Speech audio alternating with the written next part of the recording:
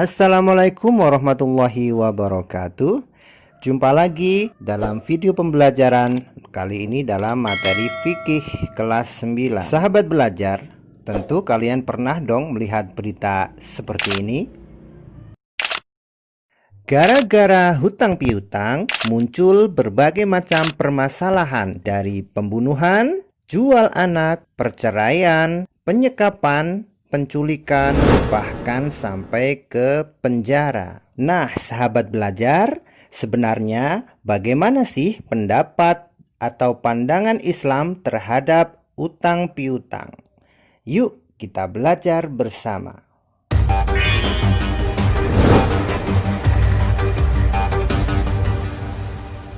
Sahabat belajar, hutang piutang tidak selalu berakhir dengan permasalahan ya, karena sejatinya dalam Islam, hutang piutang itu terdapat nilai sosial yang sangat agung, dan orang yang memberi hutang, pahalanya akan mengalir setiap hari sampai batas temponya.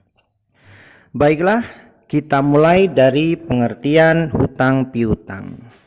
Di dalam pandangan Islam, hutang piutang atau biasa dikenal dengan istilah al-qard, maknanya adalah al-qad'u secara bahasa, yang berarti memotong atau memutus, karena merupakan potongan dari harta orang yang memberikan hutang. Sedangkan secara terminologis atau secara istilah, makna al-qard ialah menyerahkan harta atau uang sebagai bentuk kasih sayang kepada siapa saja yang akan memanfaatkannya, dan dia akan mengembalikannya pada suatu saat sesuai dengan padanannya. Jadi dalam hutang piutang menurut Islam tidak ada istilah tambahan dalam pengembalian. Hutang 500 kembali 500. Selanjutnya, dasar hukum mengenai hutang piutang. Dalam Islam jelas menggunakan Al-Quran sebagai dasar hukumnya, dan kita dianjurkan untuk memberikan pinjaman kepada orang lain yang membutuhkan, dan Allah akan melipat gandakan gantinya kepada kita, sesuai dengan surat Al-Baqarah ayat 245. Bismillahirrahmanirrahim. Man dalladzi yuqridullaha qardan hasanan fayudha'ifahu lahu ad'afan katsirah. Wallahu yaqbidu wa yabsudu wa ilaihi turja'un. Nah, sahabat belajar, dasar hukumnya sudah jelas kan? Jadi kalau kita mempunyai kelapangan rezeki, jangan sungkan-sungkan untuk membantu teman atau saudara kita ya. Kalau masih ragu, nanti nggak dikembalikan atau susah nagihnya dan lain-lain, yuk kita bahas lebih lanjut lagi tentang utang piutang agar tahu hak dan kewajibannya. Selanjutnya kita bahas mengenai hukum utang piutang. Sahabat belajar, tahukah kalian bahwa hukum utang piutang itu fleksibel? Bisa jadi mubah, sunnah, ataupun haram. Loh, kok bisa begitu? Yuk kita bahas satu persatu. Yang pertama, dalam kondisi normal, hukum orang yang berhutang adalah mubah atau boleh. Sedangkan orang yang memberi hutang hukumnya sunnah, sebab ia termasuk orang yang menolong sesamanya. Yang kedua, hukum orang yang berhutang dan yang menghutangi menjadi wajib jika dalam keadaan yang benar-benar mendesak. Contohnya, hutang beras bagi orang yang kelaparan, hutang uang untuk biaya pengobatan, dan lain sebagainya.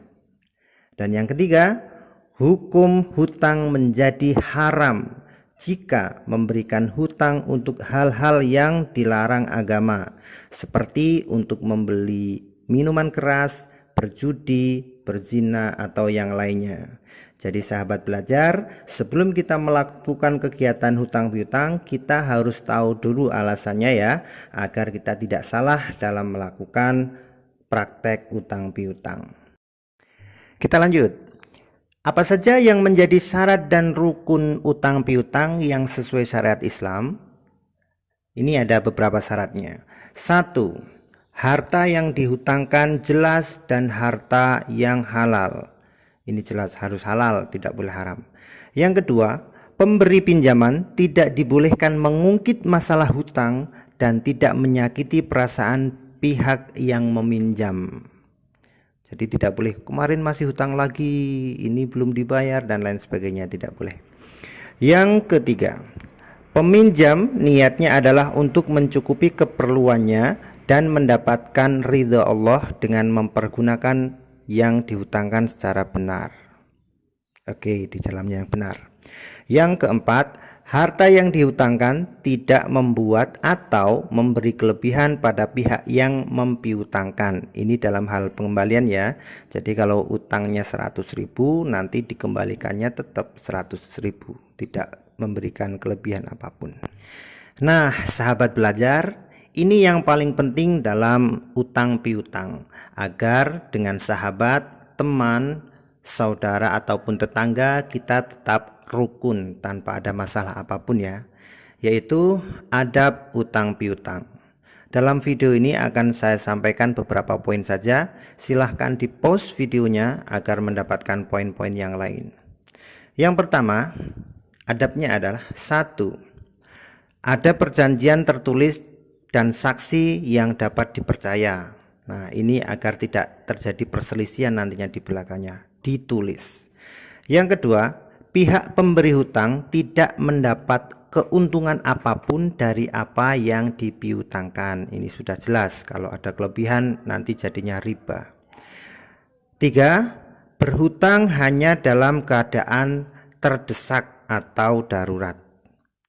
Jelas. Yang keempat, jika ada keterlambatan pelunasan, segera beritahukan ke pihak yang berpiutang dengan baik.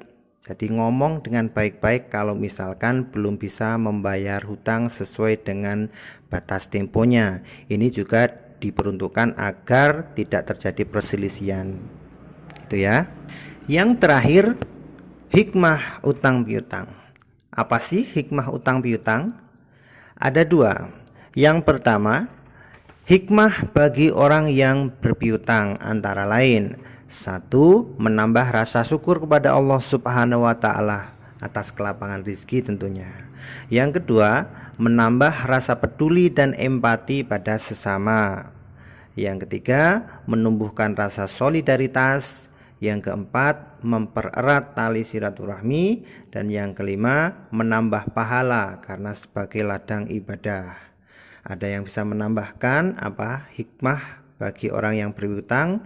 Silahkan tulis di kolom komentar. Kemudian yang kedua, hikmah bagi yang berhutang. Apa nih hikmahnya bagi orang yang berhutang? Antara lain, 1. Menguji kesabaran dan keimanan, karena kita dalam keadaan kekurangan tentunya ya. Yang kedua, dapat membantu terpenuhinya kebutuhan hidupnya. Setelah berhutang dengan teman atau saudara, akhirnya kebutuhan kita bisa terpenuhi. Yang ketiga, kesulitan hidup menjadi berkurang. Yang keempat, bisa untuk membuka lapangan usaha dari modal uang hasil yang berhutang tadi. Jadi ini digunakan dengan sebaik-baiknya biar tidak berhutang, terus akhirnya digunakan untuk modal usaha. Ada yang bisa menambahkan lagi? Apa hikmah bagi orang yang berhutang? Silahkan bisa tulis di kolom komentar.